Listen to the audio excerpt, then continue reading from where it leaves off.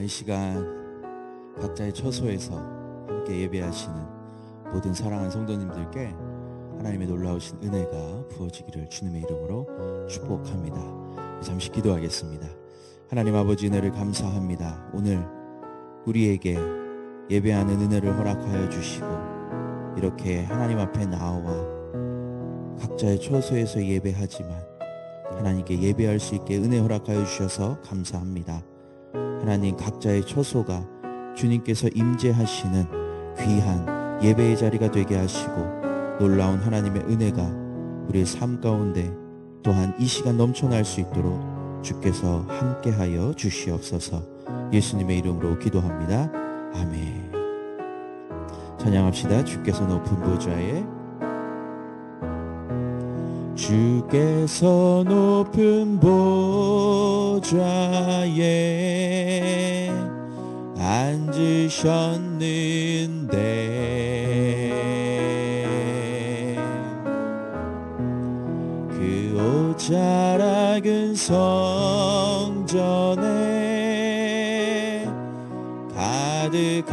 가득하도다. 다시 한번 고백합시다. 주께서 높은 보좌에, 주께서 높은 보좌에 앉으셨는데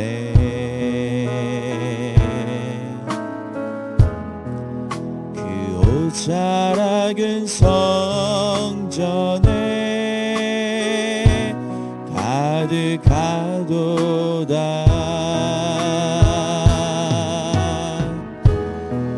천사들이 모여서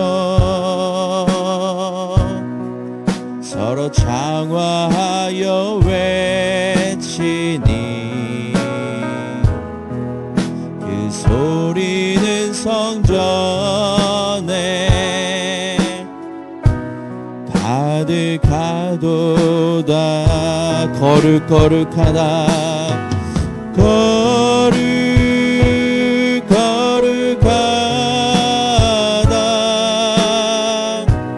만군의 여호와,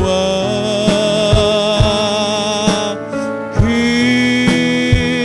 영광이 온 땅에 충만하시도다. 우리 다시 한번 고백합시다. 주께서 높은 보좌에, 주께서 높은 보좌에 앉으셨는데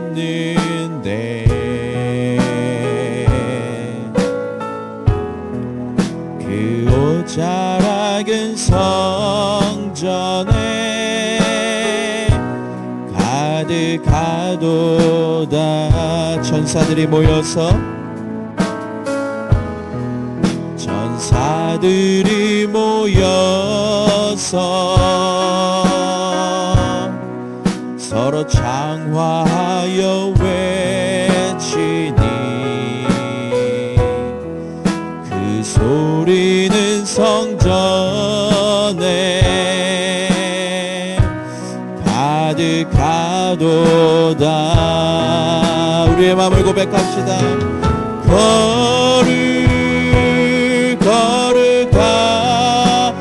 거룩하다. 만군의 여호와, 그 영광이 온 땅에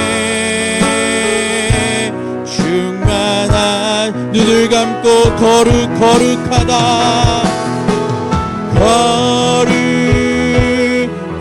거룩하다. 만군의 여호와, 만군의 여호와, 그 영광이 온 땅에 충만하시도다. 다시 한번 고백합시다. 거룩하다. 거룩하다. 만군의 여호와, 그 영광이 이곳 이곳에 그 영광이 이곳에 충만하시도다. 충만하시. 마지막으로 고백합시다. 거룩하다. 거룩하다. 만군의 여호와, 만군의 여호와. 그 영광이 여기에, 그 영광이 여기에 충만하시도다. 충만하시도다.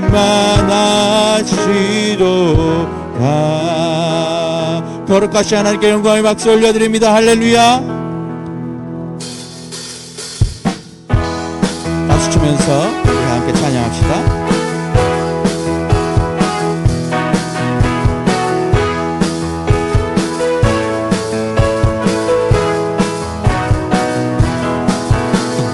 나의 등 뒤에서 나를 도우시는 주, 나의 인생길에서 지치고 고나요 매일처럼 주저앉고 싶을 때 나를 밀어주시네.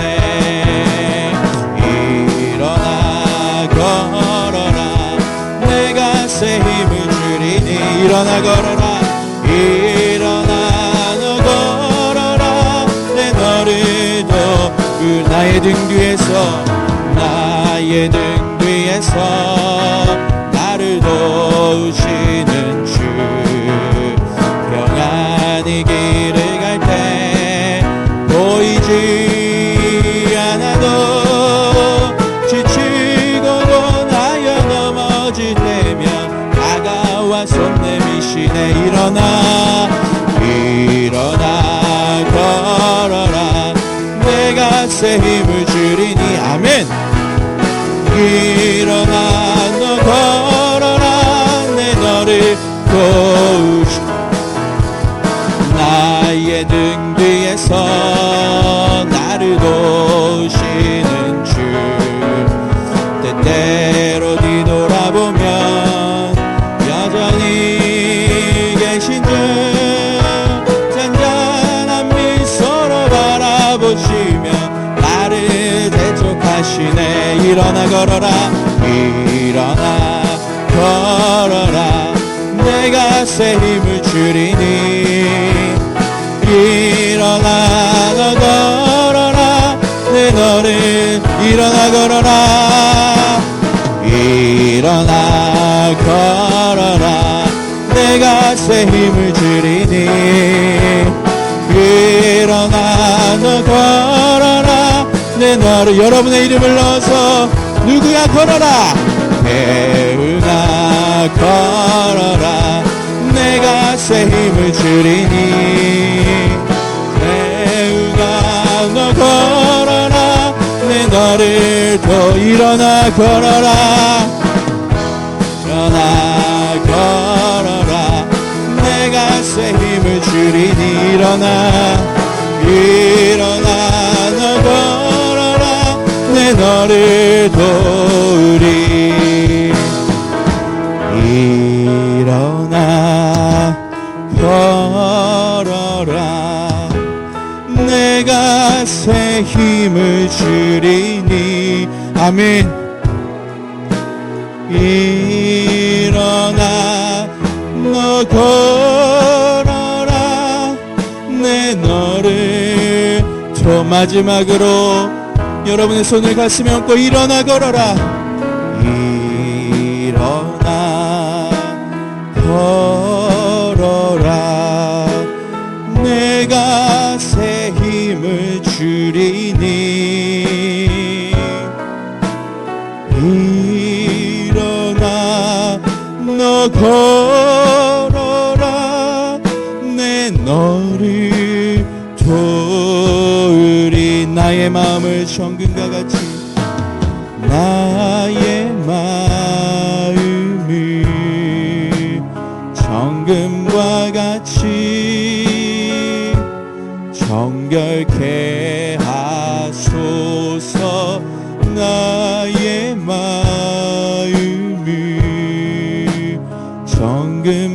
같이 하소서. 내 영혼에 한 소망이 있으니 주님과 같이 거룩하게 하소서. 나의 삶을 드리니 거룩하게 하소서. 오 주님, 나를 받으소서. 나를 받으소서. 나를 받으소. 다시 한번 찬양합시다. 나의 마음을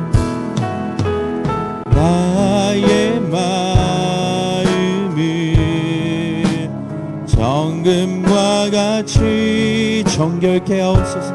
정결케 하소서. 나의 마음을 정금과 같이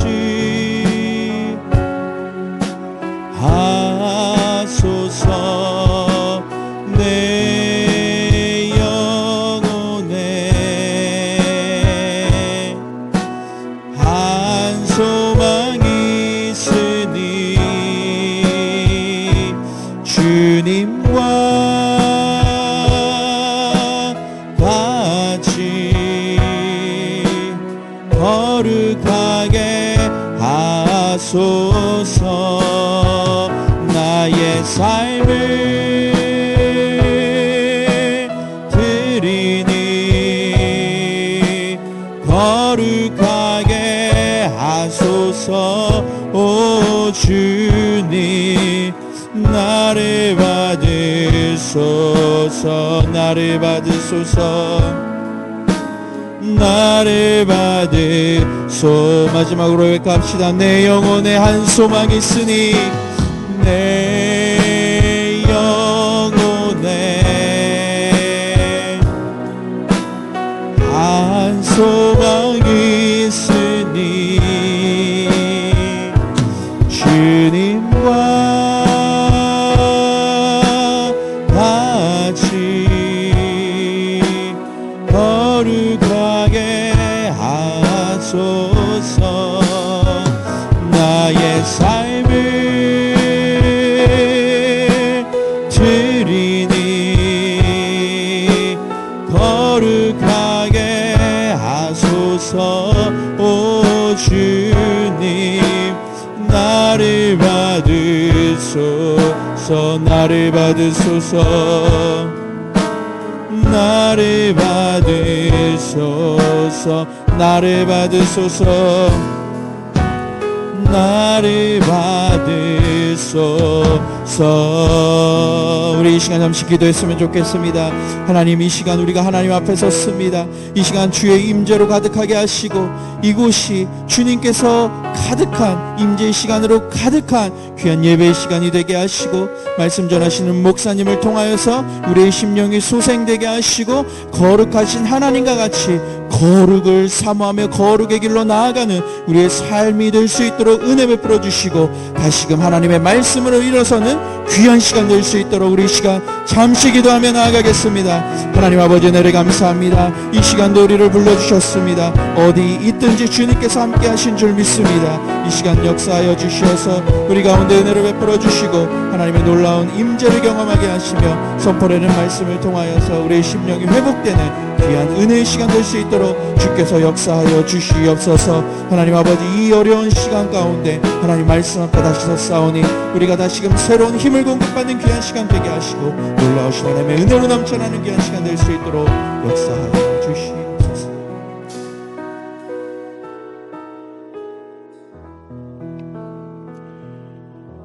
사랑과 은혜가 풍성하신 하나님 아버지, 은혜를 감사합니다. 오늘도 우리에게 새 날을 허락하여 주시고 하나님 앞에 예배할 수 있는 귀한 날을 허락하여 주시니 주님 감사합니다. 비록 영상으로서 가정에서 예배드리지만 이 예배 시간을 통하여 다시 한번 하나님을 믿음으로 바라볼 수 있는 귀한 시간 될 수 있도록 인도하여 주시고 하나님의 놀라우신 역사와 은혜 가운데 나아가는 우리 모두가 될 수 있도록 주님 인도하여 주시옵소서. 하나님, 특별히 우리 와우리 교회를 위해서 기도합니다. 하나님께 세우신 이 교회가 더욱더 믿음의 반석 위에 굳건히 세워져 나가는 교회 될 수 있도록 주님 인도하여 주시고 다시 한번 우리가 주님께서 허락하시는 새힘 얻고 나아갈 때에 하나님의 사명을 능력 있게 감당하는 주님의 귀한 교회 되어줄 수 있도록 주님 인도하여 주시옵소서. 우리 사랑하는 담임 목사님 언제나 성령 충만한 가운데 주님 붙잡아 주시고 귀한 목회 사역 이끌어 나가실 때 조금도 부족함 없게 하시고 하나님이 공급하시는 힘과 능력과 지혜를 힘입어 귀한 목회 사역 능력 있게 감당할 수 있는 우리 귀한 담임 목사님 될 수 있도록 주님 인도하여 주시옵소서. 함께 사역을 돕는 우리 부교육자들과 모든 권성들 가운데 주님 함께하여 주시고 우리가 성령 안에서 한마음 한 듯 되게 하여 주셔서 정말 우리에게 맡겨주신 사명과 사역들을 잘 감당하며 나아가는 우리 모든 교회와 성도들 되어줄 수 있도록 주님 인도하여 주시기를 소망합니다. 우리 성도들을 위해서 기도합니다. 코로나19로 인하여서 이 모양 저 모양으로 힘들고 어려운 가운데 있사오니 하나님께서 보호하시고 인도하여 주셔서 이 모든 것들을 통하여 하나님의 영광이 나타나게 하시고 하나님의 힘입어 능력 힘입어 나아갈 수 있는 우리 귀한 성도들의 가정과 우리 성도들 되어줄 수 있도록 주님 인도하여 주시옵소서.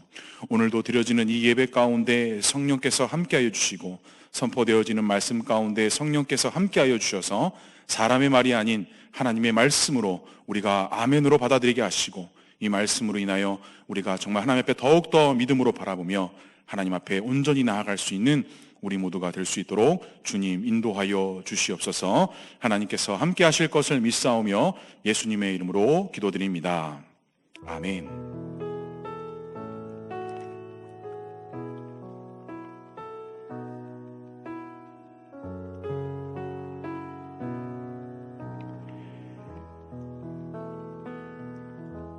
네, 교회 소식 알려드리겠습니다. 돌아오는 주일은 부활주일로 지킵니다. 특별히 자세한 예배 광고 내용은 오늘 이후에 우리 가장님과 또 교구 카톡방을 통해서 자세한 내용은 전달하도록 하겠습니다. 부활주일은 교회 전체와 각 주일학교에서 부활주일 계란 나눔을 하지 않습니다. 특별히 올해 부활주일 헌금은 구제비와 미자립교회 월세 보조금으로 사용되어지도록 하겠습니다. 성도들을 위한 사랑의 마스크 전달이 계속 진행되고 있습니다. 귀한 섬김으로 각 가정당 5맥씩 전달을 하게 됩니다. 아직 받지 못하신 분들은 각 가정교회 가장님이나 교구 목사님에게 문의해 주시기 바랍니다. 종교인 사업장을 조사하고 있습니다. 우리 소상공인 및 자영업자 이 교회 성도들 사업장을 조사하고 있습니다. 특별히 경기 지역 화폐 사용 유무에 대해서 확인하고 있으니 협조해 주시고 또한 이번 모든 어려움들을 통해서 우리가 함께 협력하면서 이겨낼 수 있는 귀한 시간들이 되었으면 좋겠습니다. 우리 코로나 종식을 위한 기도를 계속해 주시기 바랍니다. 그래서 예배가 회복되고 우리의 삶의 터전이 하나님의 은혜 가운데 잘 회복될 수 있기를 함께 기도해 주시기 바랍니다. 교우 소식입니다. 우리 양기석 집사님 모친께서 별세하셨습니다. 하나님의 큰 위로가 함께 하시기를 기도해 주시기 바랍니다. 오늘 함께 나눌 말씀은 마태복음 5장 8절 말씀 되겠습니다.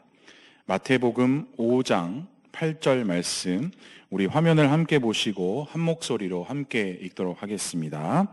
마음이 청결한 자는 복이 있나니 그들이 하나님을 볼 것이미요. 아멘. 우리 영상으로 예배드리는 각 가정교회 모든 성도님들 지난 3일간도 주 안에서 평안하셨습니까? 우리 옆에 있는 가족들과 함께 인사 나누겠습니다. 믿음으로 하나님을 바라봅시다 라고 함께 인사했으면 좋겠습니다. 네, 지난 2월 26일 저로부터 시작했던 수요 예배 설교 영상이 이렇게 길어질 줄은 몰랐습니다. 말씀을 나누고 말씀을 나누는 자리에 성도들과 함께 할 수 있고 또한 그 함께 모인 자리에 하나님의 말씀을 나눌 수 있다는 것이 얼마나 귀하고 감사한 것인지를 깨닫게 되는 시간을 보내고 있습니다. 간절히 바라기는 다음번 수요 설교 예배 때는 우리 성도님들의 얼굴과 얼굴을 대면하면서 말씀을 전하고 은혜 받는 귀한 시간이 되기를 바라고 기도하겠습니다. 오늘은 팔복 6번째, 마음이 청결한 자는 복이 있나니 그들이 하나님을 볼 것이요 라는 말씀을 통해서 함께 은혜를 나누고자 합니다.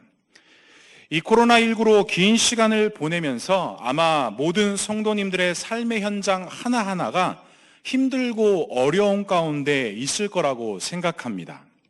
아마 그 중에서도 우리 자녀들이 느끼는 어려움이 많이 있지 않을까 생각합니다. 현재 학교도 가지 못하고 있고 친구들도 못 만나고 또 교회도 나오지 못하고 함께 예배드리지 못하는 그런 어려움들이 있지 않을까 생각합니다. 저희 집 아이들도 이제는 학교가 가고 싶다라고 이야기를 하고요. 특별히 4살 막내 아이는 와 우리 교회에 가고 싶다고 할 정도로 이 아이들이 느끼는 어려움과 답답함이 함께 있다라는 것입니다. 우리 사랑하는 우리 각 가정에 있는 자녀들 조금만 참고 인내하면 아마 더 기쁘고 감사한 교회 생활이 꼭 있을 거라고 믿습니다. 오늘 설교의 시작과 끝은 저희 아이들과 있었던 에피소드로 설교를 시작하고 마무리할까 합니다. 첫 번째 에피소드입니다. 저희 자녀들은 목회자 가정 자녀들이기 때문에 저 역시도 저희 자녀들이 믿음 안에서 자라나기를 간절히 바라고 기도하고 있습니다. 이 마음 때문인지 첫째 아이랑 의사소통이 될 무렵부터 저는 일명 신앙의 세뇌 교육을 저희 첫째 아이와 둘째 아이에게 시작했습니다. 항상 잠들기 전에 이 오른쪽에는 아들을 왼쪽에는 둘째 딸을 끼고 항상 저는 두 아이에게 이렇게 질문했습니다. 이 세상을 창조하신 분이 누구시지? 지금도 너희와 함께 하시는 분은 누구시지? 우리의 죄 때문에 십자가에서 죽으시고 부활하신 분은 누구시지? 그리고 우리 하나님은 항상 우리와 함께 하시기 때문에 아빠의 마음에도 아들의 마음에도 딸의 마음에도 항상 함께 하신단다. 정말 틈이 나는 대로 거의 매일 밤마다 두 자녀에게 무한 반복으로 강조했습니다. 목회자라고 해서 딱히 좋은 방법이 있지 않았습니다. 항상 이야기해주고 또 이야기해주고 틈이 나는 대로. 그래서 이제는 자동으로 대답이 나올 정도로 아주 반복적으로 이 신앙과 믿음에 대해서 아이들에게 가르치고 이야기를 해주었습니다. 그런데 문제가 발생했습니다. 둘째 아이가 아마 유치부를 다녔던 시절이었던 것 같습니다. 그날 밤도 역시 오른쪽에는 아들, 왼쪽에는 둘째 딸을 끼고 아직 막내는 대화가 되지 않을 터라 막내는 아내 품에 있었고 두 아이를 제 품에 품고 저는 이야기했습니다. 하나님이 우리와 함께 하신다. 예수님께서 우리의 죄 때문에 십자가에서 죽으시고 부활하셨다. 언제나 우리와 함께 하시기 때문에 우리가 힘들고 어려울 때 기도하면 하나님께서 반드시 도와주신단다. 여느 날처럼 첫째와 둘째 아이와 장난도 치면서 자기 전에 이런 대화를 하고 있었습니다. 그런데 그날따라 갑자기 둘째 딸아이가 저에게 질문이 있다라는 것이었습니다. 그래서 저는 아이에게 이렇게 이야기했습니다. 그래 질문해봐. 그래서 저희 딸과 저의 대화 내용입니다. 딸, 아빠, 근데 하나님이 우리의 마음속에 계시다고 했잖아. 아빠, 그렇지. 딸, 그럼 하나님은 이 안에서 언제 나오시는 거야? 아빠, 딸, 그리고 아빠, 하나님은 내 마음속에 계시지? 아빠, 그렇지. 딸이 다시 이야기합니다. 그런데 아빠 어떻게 그 하나님이 내 마음 안에도 계시고 아빠 마음 안에도 계시고 오빠 마음 안에도 계시는 거야? 그리고 그 하나님이 이 안에서 나오실 때 입으로 나오시는 거야? 코로 나오시는 거야? 아빠, 딸의 질문에 저는 대답을 할 수가 없었습니다. 그리고 제가 대답을 하고 있지 못하자 옆에 있던 첫째 아들이 제가 답하지 못하는 것이 안쓰러워 보였는지 이렇게 이야기를 하는 것이었습니다. 당시 저희 아들은 초등학교 2학년, 1학년이었던 것 같습니다. 그래도 어서 주워 들었던 게 있었던지 이렇게 이야기합니다. 수아야, 하나님은 영이시기 때문에 우리 안에서 이렇게 나오시고 그러는 게 아니야. 영이시기 때문에 너의 마음 안에도 계시는 것이고 나의 마음 안에도 계시는 거야 라고 대답을 하는 것이었습니다. 그날 이후로 저는 이제 딸이 질문을 한다고 하면 겁이 납니다. 그렇게 한바탕 웃고 떠들다가 두 아이가 품에서 잠들고 저도 그 자리에 누워서 이렇게 생각을 하고 있는데 그 둘째 딸아이의 질문이 제 머릿속에서 떠나지가 않았습니다. 아빠, 내 마음에 계신 하나님이 도대체 언제 나오시는 거야? 저는 그 질문 때문에 그날 잠을 이루지 못했습니다. 그리고 몇 년 전 사건이지만 지금까지도 그 질문이 제 마음과 제 머릿속에 항상 고민이 되고 어려움이 찾아올 때마다 그 딸의 질문이 떠오릅니다. 아빠, 그 하나님이 도대체 언제 어디로 나오시는 거야?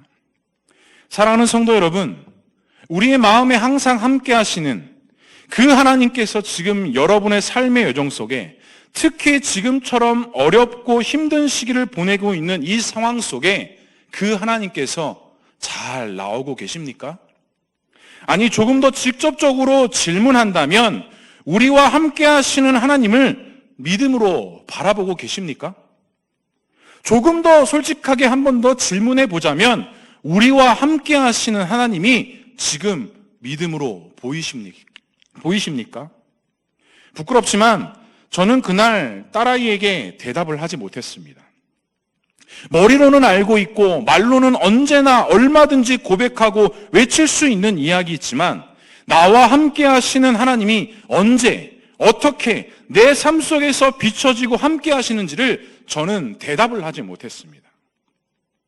그리고 지금은 말로 답을 알려주기보다는 답처럼 삶을 살아가려고 제 자신도 얼마나 발버둥 치고 있는지 모릅니다. 하나님이 내 안에만 계시는 것이 아니라 나를 통해서 비춰지고 나타날 수 있도록 저도 우리 자녀들 앞에서 애쓰는 믿음의 삶을 살아가고 있다는 것입니다. 그렇습니다. 어찌 보면 그 어느 때보다도 지금 이 시기가 우리와 함께 하시는 하나님이 느껴져야 하고 하나님의 힘과 능력이 나타나야 하고 기적과 같은 일들이 일어나야 하는 시간들을 우리 모두가 보내고 있다는 것입니다. 도저히 사람의 힘이나 능력으로 어떠한 제도나 방법으로는 해결할 수 없는 이 모든 일과 상황 속에 우리 모두가 유일하게 할 수 있는 것은 우리의 창조주요, 우리의 주관자요, 우리의 주인 되시는 주님을 그저 믿음으로 바라보는 일 외에는 아무것도 할 수 없는 시간을 우리가 보내고 있다는 것입니다. 그동안 배우고 훈련받은 믿음의 힘이 진정으로 나와야 하는 이 시기인데, 그런데 정말 고민이 되고 우리 마음 가운데 어려운 것은 그 하나님이 지금 우리 안에 역사하셔서 우리의 삶의 현장에 비춰지고 나타나고 있느냐라는 것입니다. 믿음으로 인내하고 이 힘듦과 어려운 시기가 하나님의 영광이 나타나도록 믿음의 열심과 절대적인 하나님을 향한 의지가 우리의 삶 속에서 묻어나야 하는데, 과연 지금 이와 같은 어려운 상황과 환경 속에 그와 같은 믿음의 힘이 우리에게 나타나고 있느냐라는 것입니다. 사랑하는 성도 여러분, 우리 안에 계신 하나님이 지금 나를 통해서 잘 나오고 계십니까? 간절히 바라기는 언제나 우리와 함께 하시는 하나님이 지금도 내 안에서 역사하시며 우리를 선한 길로 인도하시는 그 하나님의 은혜가 우리와 우리 교회와 우리 모든 성도들과 우리의 가정과 우리의 자녀와 우리의 사업과 우리의 일터 모든 것 가운데 그 하나님의 놀라우신 믿음의 역사가 나타날 수 있기를 주님의 이름으로 간절히 축복합니다. 그리고 오늘 말씀을 통해서 다시 한번 우리의 눈과 우리의 마음을 하나님께 고정하고 믿음으로 승리할 수 있는 우리 모두가 될 수 있기를 주님의 이름으로 간절히 축복합니다. 오늘 본문은 산상수 내용 중에 첫 번째 팔복의 내용 6번째 등장하는 말씀입니다. 무엇이라고 말씀합니까? 마음이 청결한 자는 복이 있고 무엇을 본다라고 합니까? 바로 하나님을 본다라고 말씀합니다. 무엇을 말씀하는 것인가요? 마음이 청결한 자들이 복이 있는 자들이고 이와 같은 복이 있는 자들이 바로 누구를 볼 수 있다라는 것입니까? 하나님을 볼 수 있다라고 말씀하고 있는 것입니다. 오늘 이 짧은 한 구절 말씀에 세 가지 중심 단어가 등장을 합니다. 바로 마음과 청결과 하나님을 볼 것이다 라는 말이 등장합니다. 첫 번째, 마음입니다. 마음이라는 것은 우리의 중심을 이야기할 때 사용하는 단어로 쓰여집니다. 성경에서도 이 마음이라는 단어를 통해서 하나님을 향한 믿음과 순종을 나타낼 때 많이 사용되어지는 단어입니다. 대표적인 말씀, 우리가 너무나도 잘 알고 있는 말씀입니다. 신명기 6장 5절 이렇게 말씀합니다. 너는 마음을 다하고 뜻을 다하고 힘을 다하여 내 하나님 여호와를 사랑하라. 빌립보서 2장 5절은 무엇이라 말씀합니까? 너희 안에 이 마음을 품으라. 곧 그리스도 예수의 마음이니. 이처럼 마음이라는 것은 인간의 내면의 진심과 절실함, 간절함을 나타낼 때 이 마음이라는 말을 사용한다는 것이죠. 하나님께서도 말씀하실 때 인간의 어떠한 겉의 화려함이 아닌 마음의 중심을 보신다라고 분명히 말씀하셨습니다. 그렇기 때문에 오늘 본문에서 마음을 통한다는 것은 신앙의 의지적인 면과 인간의 이 내면의 중심이 무엇인지를 나타내고자 함을 나타내고 있는 말이라는 것입니다. 그렇습니다. 우리의 마음의 중심이 어디에 있으며 과연 지금 무엇을 향해 있는지, 비록 보이지 않고 느껴지지 않을 수 있지만 과연 우리의 내면의 중심이 하나님을 향하고 있는지, 정말 주님만을 의지하고 있는가? 우리는 각자의 중심의 마음을 살피고 점검해야 한다는 것입니다. 구약의 사건 중에 이 마음에 대해서 중요한 메시지를 던지고 있는 말씀의 본문이 있습니다. 신명기 10장에 보면 이 언약에 대해서 재차 요구하는, 강조하는 부분이 등장을 합니다. 신명기 10장 12절 이렇게 말씀합니다. 이스라엘아, 내 하나님 여호와께서 내게 요구하시는 것이 무엇이냐? 곧 내 하나님 여호와를 경외하여 그의 모든 도를 행하고 그를 사랑하며 마음을 다하고 뜻을 다하여 내 하나님 여호와를 섬기고 라고 말씀합니다. 이스라엘 백성들은 출애굽하고 하나님께 유일하게 강조하신 것이 있다면 바로 마음을 다하여 하나님만을 의지하는 것이었습니다. 하지만 이스라엘 백성들은 어떠했습니까? 항상 그 마음의 중심을 잡지 못하고 무너지고 쓰러지고 또 무너지고 또 쓰러지는 반복된 길을 걸어왔습니다. 종합해보면 무엇을 알 수 있습니까? 진정한 하나님의 사랑과 섬김은 우리의 마음의 울림이 외적인 행동으로 나타나야 한다는 것입니다. 마음을 다하여 하나님을 사랑하고 섬기는 일에 과연 우리는 무엇을 주의해야 합니까? 모세는 아주 중요한 메시지를 당시 이스라엘 백성들과 이 시대를 살고 있는 우리에게 던지고 있습니다. 신명기 10장 16절의 말씀입니다. 그러므로 너희는 마음의 할례를 행하고 다시는 목을 곧게 하지 말라라고 말씀합니다. 하나님 앞에 믿음으로 나아갈 때 목을 절대로 곧게 해서는 안 된다라는 것입니다. 그런데 그 목을 곧게 하지 않기 위해서는 마음의 할례를 받아야 목을 곧게 하지 않을 수 있다라고 모세가 오늘 이야기하고 있는 것입니다. 할례라는 것은 분명 눈에 보이는 육체를 통해서 나타나는 표식이었는데 할례라는 것을 통해서 보이지 않는 사실을 외적으로 표현하는 것이었는데 바로 이 구약적 할례가 하나님과 맺은 언약의 공동체임을 속한다는 것을 보여주는 표식이었는데 그런데 오늘 이 신명기 본문에서는 모세가 육체적인 할례를 이야기하는 것이 아니라 보이지 않는 마음의 할례를 받아야 된다라고 이야기하고 있다는 것입니다. 이 눈에 보이지 않는 마음의 할례를 통해서 우리가 하나님을 향한 목을 곧게 하지 않을 수 있음을 이야기하고 있다는 것입니다. 이 마음의 할례에 대해서 한 주석가가 이렇게 이야기하는 부분이 있습니다. 화면을 통해서 함께 보시겠습니다.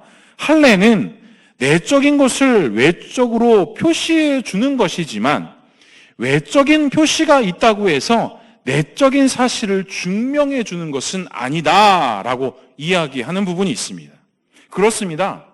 누구나 말은 할 수 있습니다. 누구든지 자랑하거나 나타낼 수는 있습니다. 하지만 말한다고 해서, 자랑할 수 있다고 해서, 표현되어진다고 해서 그 중심이 잘 잡혀져 있다라고 장담할 수는 없다라는 것입니다. 누가 그랬습니까? 이스라엘 백성들이 그랬습니다. 그들은 자신들이 외적인 할례자임을 자랑하는 자들이었습니다. 이미 구약의 이와 같은 것에 대해서 말씀하는 부분이 있습니다. 예레미야 9장 25절과 26절의 말씀 우리 한 목소리로 읽어보도록 하겠습니다. 여호와의 말씀이니라. 보라, 날이 이르면 할례 받은 자와 할례 받지 못한 자를 내가 다 벌하리니 곧 애굽과 유다와 에돔과 암몬 자손과 모압과 및 광야에서 살면서 살적을 깎은 자들에게라. 무릇 모든 민족은 할례를 받지 못하였고 이스라엘은 마음의 할례를 받지 못하였느니라 라고 말씀하고 있습니다. 신약 로마서 2장에 사도 바울이 이 마음의 할례에 대해서 이야기하는 부분도 있습니다. 로마서 2장 25절에서부터 29절 조금 길긴 하지만 우리 한 목소리로 읽어보도록 하겠습니다. 내가 율법을 행하면 할례가 유익하나 만일 율법을 범하면 내 할례는 무할례가 되느니라. 그런즉 무할례자가 율법의 규례를 지키면 그 무할례를 할례와 같이 여길 것이 아니냐. 또한 본래 무할례자가 율법을 온전히 지키면 율법 조문과 할례를 가지고 율법을 범하는 너를 정죄하지 아니하겠느냐. 무릇 표면적 유대인이 아니요 표면적 육신의 할례가 아니니라. 오직 이면적 유대인이 유대인이며 할례를 마음에 할지니 영에 있고 율법 조문에 있지 아니하는 것이라. 그 칭찬이 사람에게서가 아니요 다만 하나님에게서니라. 아멘. 마음의 할례라는 것이 여호와를 향한 내적인 경외와 사랑에 따라 외적으로 하나님의 도를 지키라는 이 모세의 권면과 사도 바울의 이야기가 일맥상통하는 부분이 있습니다. 결론적으로 무엇을 말하고 있는 것입니까? 마음의 할례를 받고 우리는 하나님 앞에서 절대로 우리의 목을 곧게 하지 말아야 된다는 것입니다. 진정한 예수 그리스도의 십자가의 죽음과 부활의 은혜를 통해서 오직 누구만을 의지해야 한다라고 말씀합니까? 하나님만을 의지해야 한다라고 말씀하고 있는 것입니다. 그 은혜가 우리의 마음의 중심에 주어졌기 때문에 그 하나님의 놀라우신 구원의 역사가 우리 모두에게 은혜로 주어진 것이기 때문에 우리 역시도 매일매일 우리의 마음의 중심을 하나님께 두고 하나님만을 의지하며 하나님께 기도함으로 예배하며 나아가야 된다는 것입니다. 특별히 이렇게 어려운 이 시기 속에 나는 그냥 교회 다니는 사람이야. 유대인과 이스라엘 백성들이 그랬던 것처럼 그냥 나는 교회를 다니는 신앙인이야. 이것만으로만 됐어라는 그러한 목이 뻣뻣한 백성으로 우리가 주 앞에 나아가야 하는 것이 아니라 우리의 마음과 우리의 모든 것을 주님 앞에 내려놓고 우리의 마음과 뜻을 다하여 주님 앞에 더욱더 기도하며 예배하며 나아가야 한다는 것입니다. 사랑하는 성도 여러분, 그렇습니다. 우리의 유일한 주인은 하나님 한 분이라는 사실을 반드시 기억해야 합니다. 사랑하는 성도 여러분, 하나님께서 여러분과 함께 하시고 지금도 내 안에 역사하고 계심을 믿으십니까? 그렇다면 그 하나님께서 내 안에서 역사하셔서 나를 통해서 나타나고 영광받고 계십니까? 간절히 바랍니다. 말이 아닌, 자랑이 아닌, 겉으로 나타남이 아닌 우리의 마음의 중심이 언제나 주님께만 향하기를 주님의 이름으로 간절히 축복합니다. 두 번째는 청결함입니다. 청결함이라는 것은 성경에서 정결함으로 해석하기도 합니다. 구약에서 이 정결은 어떨 때 사용되어지냐? 정결과 부정의 개념으로서 여호와 하나님을 향한 불신앙을 나타내는 어떠한 기준을 나타낼 때 사용되어지는 단어입니다. 신약에서는 예수님께서 이 바리새인들과 논쟁에서 너희들의 행함과 말은 형식과 전통에 불과한 것이다라고 말씀하시고, 인간의 마음의 중심에서부터 악한 생각과 우상 숭배, 어리석음이 나온다라고 말씀하십니다. 즉, 이 정결함이라는 것은 우리의 마음과 연결되어져서 우리의 중심을 나타낼 때 사용되어진다라는 것이죠. 그렇기 때문에 하나님과의 어떠한 회복의 과정, 또한 우리가 하나님 앞에 믿음으로 나아가는 일에는 형식적인 정결이 중요한 것이 아니라 우리의 마음, 우리의 중심이 하나님께서 말씀하신 이 깨끗함과 청결함으로 주 앞에 나아가야 한다라는 것입니다. 그렇습니다. 마음의 청결, 이 전결은 우리의 생각, 우리의 의지를 누구에게 두는 것입니까? 하나님께 두는 것입니다. 우리의 모든 초점과 우리의 모든 관점을 어디에 두는 것입니까? 하나님께 두는 것입니다. 누구만을 사랑하는 것입니까? 하나님만을 사랑하는 것입니다. 누구의 말에 순종하는 것입니까? 하나님 말씀에 순종하는 삶을 살아가야 하는 것입니다. 주님께서 말씀하셨듯이 우리는 두 주인을, 하나님과 재물을 겸하여 섬길 수가 없다라는 사실입니다. 다윗이 이런 고백을 합니다. 시편 51편 10절에 이렇게 고백을 합니다. 하나님이여 내 속에 정한 마음을 창조하시고 내 안에 정직한 영을 새롭게 하소서. 아멘. 그가 하나님 앞에 범죄한 후에 그는 마음에 정직한 영을 구하고 하나님을 믿음으로 온전히 바라볼 수 있는 믿음을 기도하는 장면이 이 시편 51편의 내용입니다. 그렇습니다. 이 다윗의 고백처럼 누가 하나님을 볼 수 있다라고 말씀하고 있습니까? 바로 마음이 정결하고 청결한 자가 하나님을 믿음으로 바라볼 수 있다라고 말씀하고 있는 것입니다. 모든 상황과 환경 속에서 상황과 환경을 바라보는 것이 아니라 나 자신을 하나님 앞에 철저하게 회개하고 그 회개함을 통하여서 이제는 내가 원하는 길로 가는 것이 아니라 하나님 앞에 모든 것을 돌이키고 마음의 정결함과 청결하는 자가 바로 하나님을 믿음으로 바라볼 수 있다는 것입니다. 하지만 우리의 현실은 어떠합니까? 마음의 정직과 마음의 정결을 지키고 믿음으로 나아가면 그 모습이 바보같이 보이고 때로는 미련한 사람처럼 보이고 때로는 무시받는 사람처럼 보이고 이 세상에서 내려놓고 포기해야 될 것이 너무나도 많기 때문에 그 걸어가는 길이 힘들고 버거울 때가 한두 번이 아니라는 것입니다. 또 어떻습니까? 세상은 우리에게 이렇게 이야기합니다. 괜찮다, 괜찮다, 타협하라고 우리를 매일매일 유혹하고 우리를 넘어뜨리려 한다는 것입니다.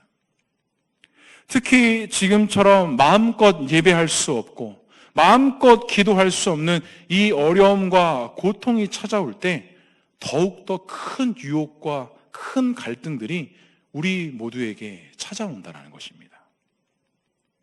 현실 속에서 이리저리 움직이는 사람들은 그 어려움과 그 고통들을 어찌 그렇게 잘 이겨나가는지,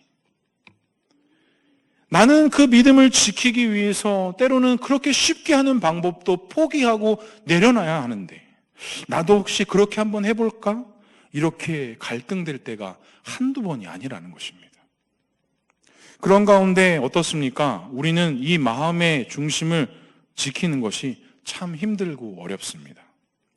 나도 그저 그렇게 해서 그렇게 하고 싶을 때가 한두 번이 아니라는 것이죠.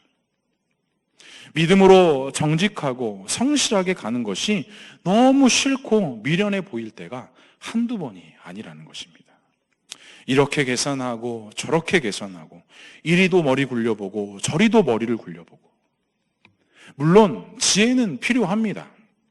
그런데 우리는 정확히 알 수 있습니다. 그것이 하늘에서부터 내려온 지혜인지 세상이 주는 지혜인지 우리 믿음의 사람들은 너무나도 잘 알 수 있다는 것입니다. 사랑하는 성도 여러분, 그래도 주님은 우리에게 말씀하고 계십니다. 믿음이 어그러진 이 시대와 세상 속에 반드시 하나님 앞에 정직하고 정결해야 한다라고 말씀하고 계십니다. 시편 73편 이후에 있는 아삽의 시를 보면 그 애통함과 간절함이 잘 나타나 있습니다. 우리 시편 73편 1절에서부터 3절의 말씀 다 함께 같이 읽어보도록 하겠습니다.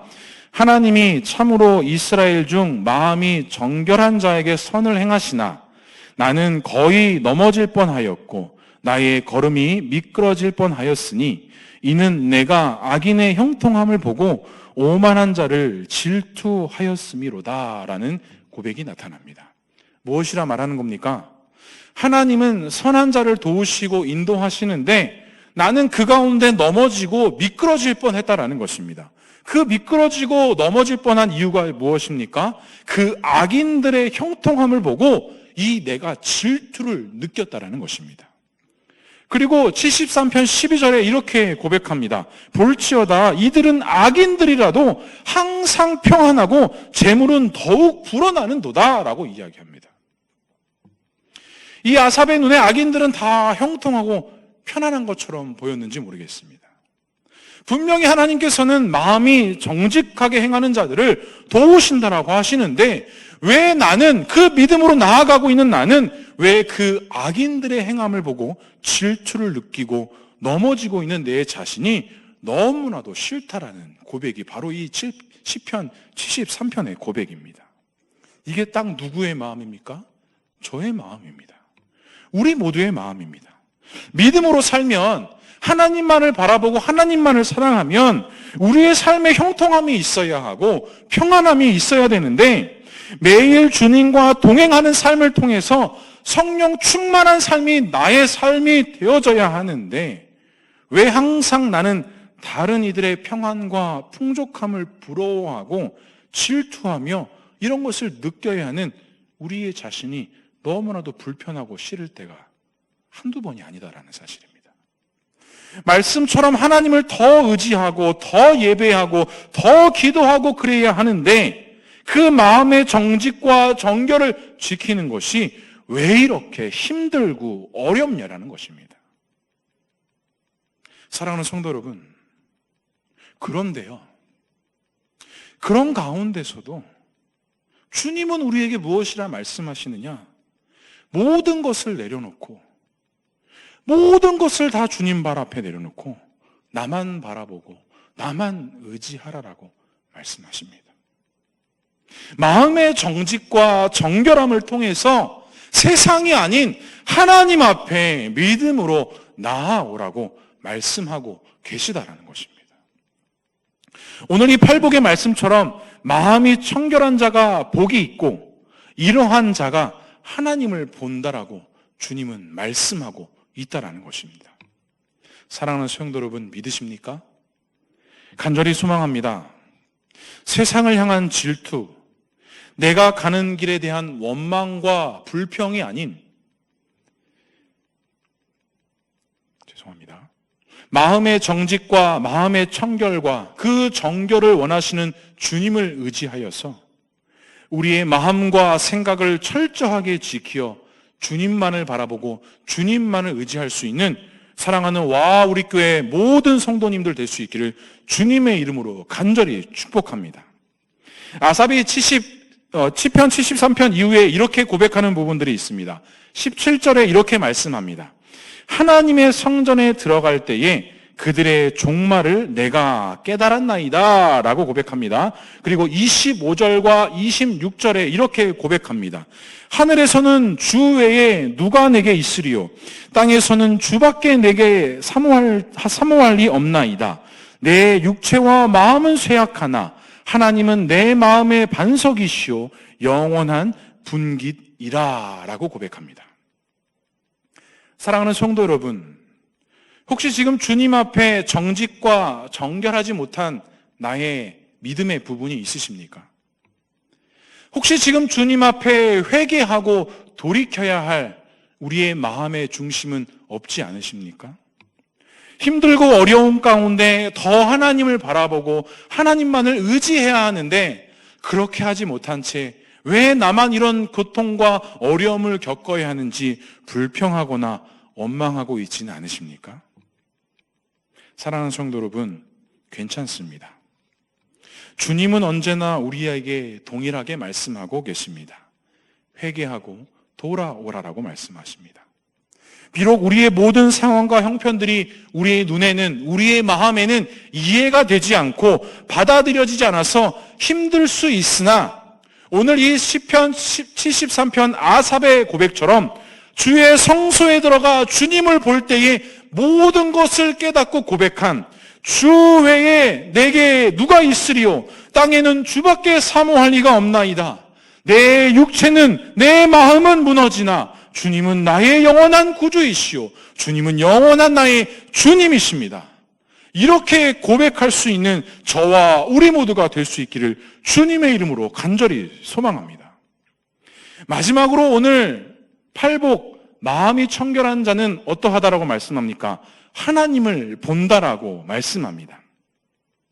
마지막으로 마음이 청결한 자가 하나님을 본다라고 말씀하는데 아마 지금 우리 모두의 상황과 형편 속에 가장 필요한 것이 무엇이냐?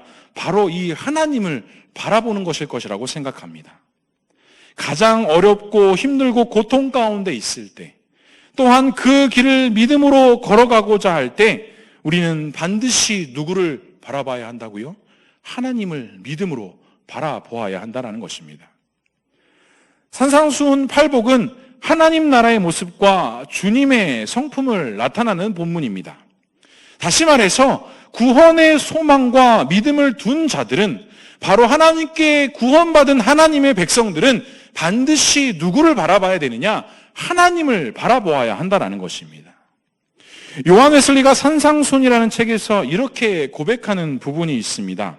하나님은 마음이 청결한 사람에게 매우 특별한 방식으로 자신을 친히 보여주신다라고 기록하고 있는 부분이 있습니다. 바울도 로마서 4장 18절에 이렇게 고백합니다.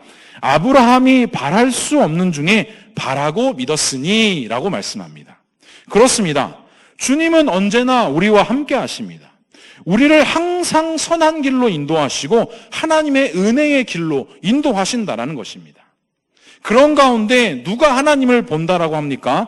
마음이 청결하고 정직한 자가 하나님 앞에서 그 마음의 중심을 언제나 깨끗하게 하며 예수 그리스도의 십자가 앞에 순복하고 자복하는 자가 하나님 앞에 믿음으로 살아가고 승리할 수 있는 그 온전한 믿음의 길을 걸어가게 된다는 것입니다. 단순한 문제의 해결, 좋은 길로 가는 것이 승리의 길이 아니라 주님이 말씀하시며 인도하시는 그 길을 믿음으로 걸어가는 진정한 승리의 길이 우리에게 보장되어져 있다는 것입니다. 지금 우리는 예상하지 못한 어려움을 만나 지난 몇 달 동안 이 모양 저 모양으로 힘들고 고통스러운 시간을 보내고 있습니다. 이 외에도 가정의 문제, 사업의 문제, 자녀의 문제, 부부의 문제, 수많은 문제들 가운데 하나님이 보이지 않는 것 같고, 하나님이 느껴지지 않는 것 같고, 하나님이 나와 함께 하시지 않는 것 같아서 힘들고 고통스러운 때가 우리의 삶이 될 수도 있다는 것입니다.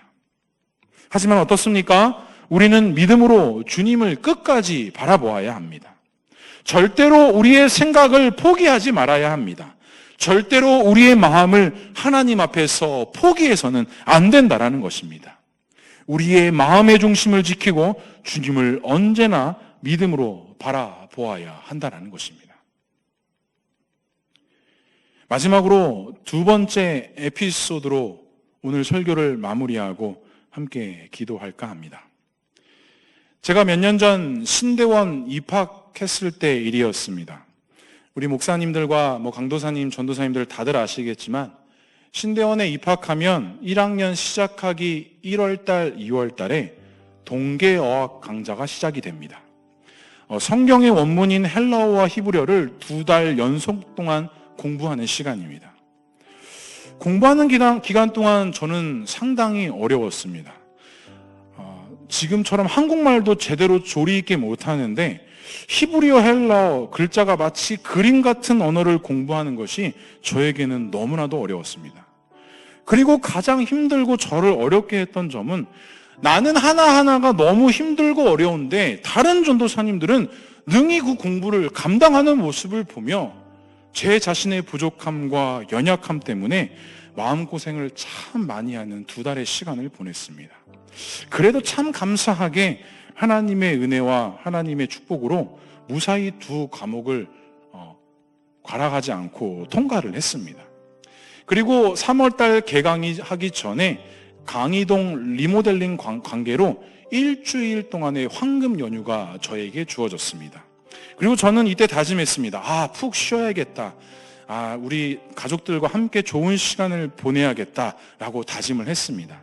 하지만 아무 계획도 세우지 못했습니다. 이유가 무엇 때문이었을까요? 우리 성도님들 잘 알다시피 어떤가요? 시간이 있으면 뭐가 없죠? 돈이 없고요. 돈이 있으면 시간이 없는 그런 상황이 딱 저의 상황이었기 때문입니다. 월요일, 화요일, 수요일 3일 동안 아무것도 하지 못하고 집에서 아이들과 그냥 재미없는 하루하루를 보내던 가운데 목요일 아침 도저히 참지 못해서 갑자기 제가 밖에 나가야겠다라는 생각을 했습니다. 그리고 그때 당시 저의 첫째 아들이 4살이었고 저희 둘째 딸이 태어난 지 6개월 됐을 때였습니다. 그리고 첫째 아들에게 제가 이렇게 질문했습니다. 상어랑 고래 보러 갈까? 아들은 답했습니다. 상어? 고래? 항상 책에서만 보았던 상어와 고래를 직접 보러 가자고 하니 저희 아들은 무척 좋아하고 신이 나 있었습니다. 그래, 상어랑 고래 보러 바다로 가자. 바다로 가자, 지성아. 그리고 아침 10시 내 가족이 작은 경차에 몸을 싣고 동해바다로 출발하기 시작했습니다. 제 옆에 타 있던 아들은 아주 신이 났습니다. 상어와 고래를 보러 간다라는 기대감 때문에 옆자리에서 아주 신나고 난리가 났습니다. 여지없이 찬양을 불러가며 재차 저에게 확인합니다. 아빠, 우리 어디 가? 저는 답합니다. 상어랑 고래 보러 바다 가는 거야. 가는 길에 아들은 몇 번이고 저에게 재차 확인을 했습니다. 그리고 그 아빠의 말에 확신이 생겼는지 제가 아들에게 우리 어디 가는 거지? 이렇게 질문하면 저희 아들은 확신에 차 상어랑 고래 보러 가는 거야 라고 대답을 할 정도였습니다. 신나하고 있던 아들과 달리 뒷자리에 타고 있던 사모는 걱정스러운 말로 저에게 이렇게 질문했습니다. 뭐라고 말할 거야? 어떻게 할 거야? 상어랑 고래를 어떻게 보여줄 거야? 보여줄 거면 바다가 아니라 수족관을 가야지 거짓말 할 거야? 그렇게 질문하는 것이었습니다. 그제서야 저도 사태의 심각성을 느끼기 시작했습니다. 아들에게 거짓말하는 아빠가 되기 일보 직전이었기 때문입니다. 어떻게 하지? 어떻게 해야 하나? 상어랑 고래가 놀러 갔다고 해야 하나? 아프다고 해야 하나? 고민하던 중에 결심을 했습니다. 아직 이 아들이 실제적으로 상어랑 고래를 직접 본 적이 없으니까 그냥 바닷가 근처에 있는 횟집에 가서 어항에 있는 큰 물고기가 상어랑 고래라고 뻥을 치기로 작정하고 저는 연신 달려가 바닷가에 도착을 했습니다. 도착과 동시에 저희 아들은 흥분하기 시작했습니다. 아빠, 바다야, 바다야. 아직 날씨가 추운 관계로 옷을 중무장시키고 아들과 손을 잡고 백사장을 걸어 바닷가가 파도가 치고 있는 해변가로 걸어가기를 시작했습니다. 아들은 너무 좋아했습니다. 하지만 반면 저는 걱정이 되기를 시작했습니다. 상어랑 고래 어떻게 하지? 이 뻥을 잘 쳐야 되는데, 이 아들이 잘 넘어가 줘야 되는데, 점점 바닷물이 있는 쪽으로 가까워지기를 시작합니다. 그리고 저는 뻥을 칠 준비를 합니다. 10m 앞, 5m 앞, 1m 앞. 상어와 고래는 여기가 아니라 저기 뒤 어항에 있어라고 말하려는 순간 저희 아들이 저에게 한마디를 건넸습니다. 그리고 그 아들의 그 한마디로 저는 거짓말하는 아빠가 되지 않았습니다. 횟집 어항을 보면서 큰 물고기를 가리키며 이게 상어야, 이게 고래야 말하지 않아도 되는 상황이 생겼습니다. 그리고 왜 예수님께서 어린아이와 같이 되라고 하셨는지, 말씀에서 말씀하신 겨자씨만한 믿음이 있으면 진짜 어떠한 것인지를 알게 하는 놀라운 은혜를 경험했습니다. 아들은 저에게 이렇게 말했습니다. 바다를 바라보며 파도를 바라보며 그 바다를 손으로 가리키며 저에게 이렇게 이야기했습니다. 아빠, 저기 상어랑 고래가 있다. 우와, 정말 멋있다. 저는 아들에게 물었습니다. 지성아, 아빠는 눈에 보이지 않는데? 하지만 저희 아들은 더 확신에 가득 찬 말과 손을 정확히 가리키며 연신 말했습니다. 아빠, 저기 상어랑 고래가 있잖아. 하지만 제 눈앞에 보이는 것은 파도가 치는 바다밖에 보이지 않았습니다. 하지만 저희 아들의 눈에는 그 바다 어딘가에 있는 상어랑 고래가 보였던 것 같습니다. 아빠가 상어랑 고래 보러 가자, 바다로 가자고 했던 아빠의 말에 확신과 믿음이 있었던 것 같습니다. 그리고 아빠는 뻥을 칠 준비를 하고 있는데 이 4살짜리 어린아이는 그 넓은 바다를 바라보며 보이지 않는 상어와 고래가 저 바다에 있다라고 연신 좋아하며 말을 하는 것이었습니다. 저는 얼마나 이 아들에게 미안했는지요. 이 아들의 믿음에 내 믿음이 얼마나 초라하게 느껴졌는지요. 그리고 하나님을 아버지라 부르고 믿고 있는 하나님 앞에 제 자신이 얼마나 부끄러웠는지 모릅니다.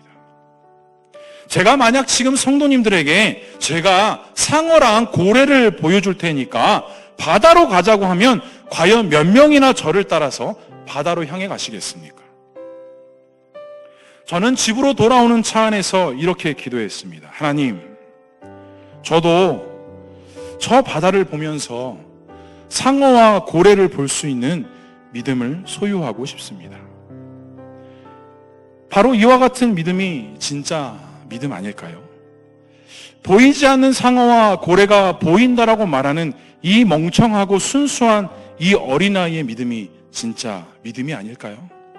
그저 보이는 척하고 거짓말하려고 했던 믿음이 아니라 절망과 좌절과 전혀 앞이 보이지 않는 상황과 환경 속에서도 상어와 고래를 볼 수 있는, 보이지 않더라도 그 바다 어딘가에 분명 반드시 상어와 고래가 있다라는 확신하며 보인다라고 말할 수 있는 이 어리석음이 진짜 믿음이라는 사실입니다. 바로 이 믿음이 미련하다고 하며 믿음과 신앙이 점점 사라져가고 있다라고 말하는 이 시대 속에서 저와 우리 모두가 반드시 소유해야 할 겨자씨만한 믿음이라는 사실입니다. 하지만 이 겨자씨만한 믿음을 하나님께서 어떨 때 사용하시냐? 우리가 마음의 정직함과 성결함을 통하여 주 앞에 나아갈 때 하나님께서 그 믿음을 통하여 일하시고 하나님의 놀라우신 역사를 나타내신다라는 사실입니다. 하지만 우리는 말합니다. 사모가 뒷자리에서 상어랑 고래를 보려면 수족관을 가야지 했던 것처럼 그저 횟집 어항에 있는 큰 물고기를 상어랑 고래라고 해야지 했던 것처럼 우리의 믿음은 고작 사람에 의해서 만들어져 있는 수족관이나 횟집 어항밖에는 생각하지 못한다라는 것입니다. 바로 이 세상을 살고 있는 우리의 믿음이 우리의 경험과 이 세상의 이치에 너무 지배를 받고 있기 때문에 우리의 믿음은 너무나도 제한적이고 한정적일 때가 많이 있다는 것입니다. 어린아이의 믿음은, 어린아이들이 하나님의 바라봄은 여기서 끝나지가 않았습니다. 바다 가서 상어와 고래를 본 뒤에 그 다음 주에 함께 아들과 차를 타고 이전에 살고 있던 지역의 동부간선도라는 도로를 가야 할 일이 있었습니다. 그 동부간선도로 옆에는 저기 포천에서부터 내려오는 중랑천이 이렇게 흐르고 있었습니다. 제 옆에 앉아있던 아들이 갑자기 저에게 이렇게 말을 합니다. 그리고 저는 그 말 앞에 저의 믿음이라는 문제가 또 한 번 충격을 받았습니다. 옆에 있던 아들이 중랑천을 바라보며 이렇게 말하기를 시작합니다. 아빠, 저기가 바다야. 저기도 상어랑 고래가 있네? 며칠 전 기도했던 하나님, 저도 저 바다에 있는 상어랑 고래를 보고 싶습니다라는 기도를 다시 고쳐야 하는 상황이 오고 말았습니다. 하나님, 중랑천을 향해서 바다라고 하고 거기도 상어와 고래가 있다고 하는 이 아이처럼 나도 저 중랑천에서 상어와 고래를 볼 수 있는 믿음을 소유하고 싶습니다. 때로는 우리의 믿음의 경험이, 때로는 우리의 믿음의 지식이, 때로는 나의 교만이 우리의 믿음을 연약하게 하고 제한하며 하나님을 보지 못하게 합니다. 사랑하는 성도 여러분, 바다에 있는, 아니 중랑천에 있는, 아니 여기는 화성이니까 보통 저수지에도 있는 상어와 고래를 볼 수 있는 믿음을 소유하는 믿음의 사람 될 수 있기를 주님의 이름으로 간절히 소망합니다. 우리가 이 믿음을 소유할 때, 우리가 이 믿음의 확신이 있을 때 우리 안에 놀라운 기적들을 반드시 하나님께서 나타낼 것이며, 그러한 믿음과 그러한 믿음들이 보여서 하나님의 비전을 행하는 귀한 믿음의 교회가, 그런 우리 교회가 세워진다라는 확신 가운데 있는 우리 모두가 될 수 있기를 주님의 이름으로 간절히 축복합니다. 실제로 초대교회 역사를 보게 되면 기독교인들이 순교를 당하는 장면이 있습니다. 사자의 밥이 되기도 하고요, 처형을 당하기도 하고요, 화형을 당하기도 합니다. 그런데 기록에 보면 그런 억압과 핍박 속에서 복음이 더욱더 확산되었다라고 기록하고 있습니다. 이유는 다음과 같습니다. 자신들을 죽이려는 사자 앞에서도 죽음을 두려워하지 않고 자신들의 믿음을 지키는 신자들을 보면서 많은 사람들이 의문이 들기 시작했다라는 것입니다. 저렇게까지 저들이 지키는 것을 보면 그들의 믿음 안에 분명한 무언가가 있을 것이다라는 사람들 마음 안에 확신이 생겨나기를 시작했다라는 것입니다. 그렇습니다. 많은 순교자들은 그 죽음의 문턱 앞에서 아마도 고래와 상어를 보았던 것 같습니다. 사랑하는 성도 여러분, 우리의 어떠한 문제 앞에서도 수많은 순교자들이 죽음의 문턱 앞에서 보았던 4살짜리 아이가 아빠의 말을 듣고 아무것도 보이지 않는 바다에서 상어와 고래를 보았던 것처럼, 그 상어와 고래를 볼 수 있는 믿음을 소유하는 주님의 자녀 되기를 주님의 이름으로 간절히 축복합니다. 코로나로 인하여 우리 모두가 어려움과 고통 가운데 있지만 그 가운데서도 우리를 사랑한다 말씀하시며 언제나 우리와 함께 하시는 하나님을 볼 수 있는 귀한 은혜가 우리 모두에게 있기를 주님의 이름으로 간절히 축복합니다. 남은 한 주간도 우리 모두가 이와 같은 마음의 청결함과 정직함을 통하여서 주님의 십자가를 바라볼 수 있는 한 주가 되기를 주님의 이름으로 간절히 축복합니다. 바로 주님이 우리를 위해서 죽으셨습니다. 주님은 한 번도 우리를 버리신 적이 없습니다. 주님은 지금도 우리 모두를 사랑하고 계십니다. 하나님을 향한 절대적인 믿음으로 남은 한 주도 주님과 함께 승리하는 우리 교회 모든 성도님들 되기를 주님의 이름으로 간절히 축복하며 기도합니다. 마음이 청결한 자는 복이 있나니 그들이 하나님을 볼 것이며. 다 같이 기도하겠습니다. 이 시간 우리 기도하기 전에 오늘 말씀 기억하면서 함께 찬양하고 같이 함께 기도했으면 좋겠습니다. 우리 정결한 마음 주시옵소서. 이 시간 같이 함께 찬양하겠습니다. 정결한 마음 주시옵소서. 정결한 마음 주시옵소서. 오 주님,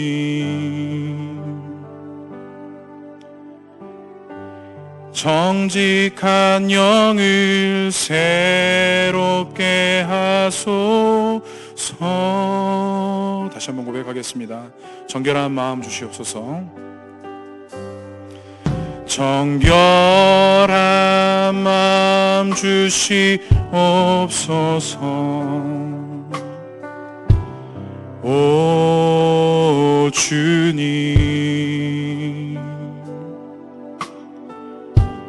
정직한 영을 새롭게 하소서. 나를 주님 앞에서, 나를 주님 앞에서 멀리 하지 마시고 주의 성령을 거두지 마옵소서.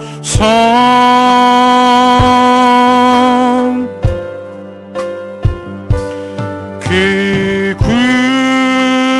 구원의 기쁨 다시 회복시키시고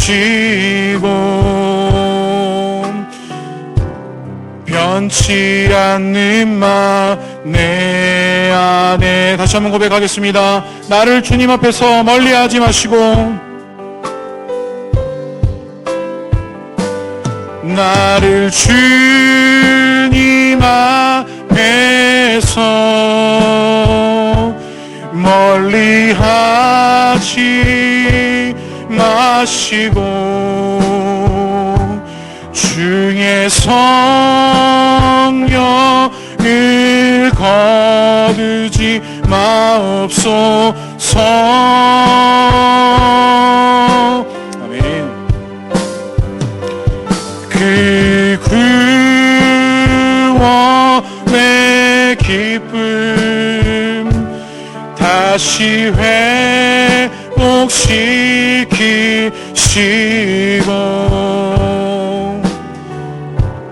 변치 않는 마 내 안에 주소서. 이 시간 우리 말씀 기억하면서 함께 기도하겠습니다. 그렇습니다. 마음이 청결한 자는 복이 있다 말씀하시고 그들이 하나님을 볼 것이다 라고 말씀하십니다.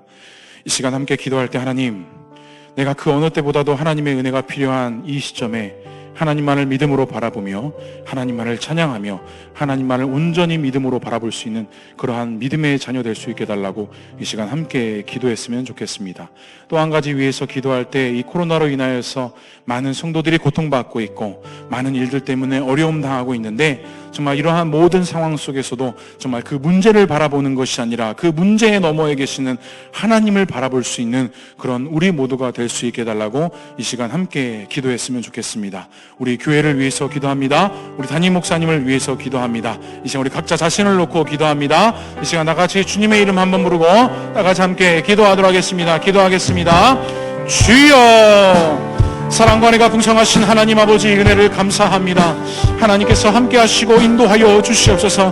그 어느 때보다도 하나님이 필요한 이 시점에 우리의 마음을 깨끗이 하고 우리의 마음의 정결함을 통하여 하나님을 믿음으로 바라보며 나아가기를 소망하오니, 하나님, 이 시간 우리 가운데 마음의 정결함의 은혜를 허락하여 주시고 하나님 그 예수 그리스도의 십자가의 보혈의 은혜를 우리에게 허락하여 주셔서 하나님으로 더욱더 하나님 앞에 믿음으로 세워져 나갈 수 있는 사랑하는 믿음의 백성들 되어줄 수 있도록 주님 인도하시고 함께하여 주시옵소서. 하나님, 그 어느 때보다도 하나님의 은혜가 필요합니다. 하나님의 강권적인 역사가 필요합니다. 하나님의 강권적인 도우심이 필요합니다. 우리의 가정께, 우리의 사업에, 우리의 일터에 하나님의 놀라우신 역사가 필요하오니 하나님의 특별한 은혜를 우리에게 모두 허락하여 주시고, 그 어려운 상황 속에서도 하나님을 바라볼 수 있는 은혜가 우리 가운데 나타날 수 있도록 주님 붙잡아 주시고 인도하여 주시옵소서. 많은 성도들이 기도하며 예배하며 주 앞에 믿음으로 나아가는 가운데 있사오니 하나님, 그 마음의 중심에 정결함과 정직함을 허락하여 주시고 보여줌과 나타남의 형식이 아닌 온전한 마음을 주님 앞에 드리며 나가는 성도들에게 하시고, 하나님, 그래서 이 어려운 상황들을 주님께서 반등시켜 주시는 놀라운 역사가 그 믿음의 중심 가운데 나타날 수 있도록 주님 붙잡아 주시고 인도하여 주시옵소서. 하나님, 또한 기도합니다. 우리와 우리 교회를 위해서 기도합니다. 하나님, 이 교회가 다시 한번 주 앞에 믿음으로 나아갑니다. 하나님, 이 코로나가 회복된 이후에 다시 한번 믿음으로 세워져 나가는 교회 될 수 있도록 주님 인도하여 주시고, 특별히 사랑하는 담임 목사님을 중심으로 하여서 다시 한번 주님이 주신 힘명과 능력으로 말미암아 귀한 목회 사역들을 잘 이끌어 나갈 수 있는 주님의 온전한 교회 되어줄 수 있도록 주님 인도하여 주시옵소서. 우리에게 새 힘과 새 능력을 허락하여 주시고 하나님을 온전히 믿음으로 바라볼 수 있는 그러한 교회, 그런 온 성도들 되어줄 수 있도록 주님 붙잡아 주시고 인도하여 주시옵소서. 주님 붙잡아 주시기를 소망합니다. 사랑과 은혜가 풍성하신 하나님 아버지, 은혜를 감사합니다. 마음이 정결한 자는 복이 있고 그들이 하나님을 볼 것이다 라고 말씀하신 그 산상수훈의 팔복의 말씀이 그저 성경에 기록되어져 있는 말씀이 아니라 오늘 이 시간 나의 말씀이 되기를 소망합니다. 그동안은 입으로 수도 없이 고백했고 수도 없이 외쳤지만 정말 그 하나님이 필요하고 하나님만을 바라보아야 할 때 이 세상을 더 바라보고 의지했던 우리의 마음이 있습니까? 하나님, 이 시간 주 앞에 모두 내려놓고 회개하오니 하나님, 하나님만을 바라볼 수 있는 그러한 믿음을 가질 수 있도록 주님 인도하시고 함께하여 주시옵소서. 특별히 코로나로 인하여 많은 성도들이 힘들어하고 아파하고 고민하고 갈등하고 있습니다. 하나님, 이 시간 찾아가셔서 그들을 위로하여 주시고 그들에게 친히 안수하여 주셔서 이 모든 어려움과 환경들을 하나님이 주시는 능력으로 말미암아 잘 인내하며 이겨나갈 수 있도록 인도해 주시고, 그 어려움 가운데, 그 고통 가운데 더 은혜 많으신 하나님을 믿음으로 바라보게 하여 주셔서 이 어려운 시간들과 환경들이 나중에 모든 성도들에게 간증이 되고 기쁨이 되고 감사함으로 나아갈 수 있는 귀한 고백이 될 수 있도록 주님 인도하시고 함께하여 주시옵소서. 하나님, 이 와우리 교회가 더욱더 하나님의 사명을 감당하는 교회 되어지기를 소망합니다. 코로나 이후에 모든 것들이 제자리를 찾고 돌아갈 때에 어려움 당하지 않을 수 있도록 인도해 주시고, 주의 사명도가 사역을 능력 있게 감당하는 교회 되게 하셔서 정말 이 지역과 민족을 섬기는 교회, 예수 그리스도의 복음을 가르치고 선포하는 교회, 정말 이 모든 열방과 세계 속에 등대와 같은 역할을 감당하는 교회 될 수 있도록 주님 인도하여 주시옵소서. 남은 한 주도 주와 동행하며 믿음으로 나아갑니다. 우리 가운데 하나님을 바라보며 나아갈 수 있는 귀한 믿음으로 살아갈 수 있도록 인도하여 주시옵소서.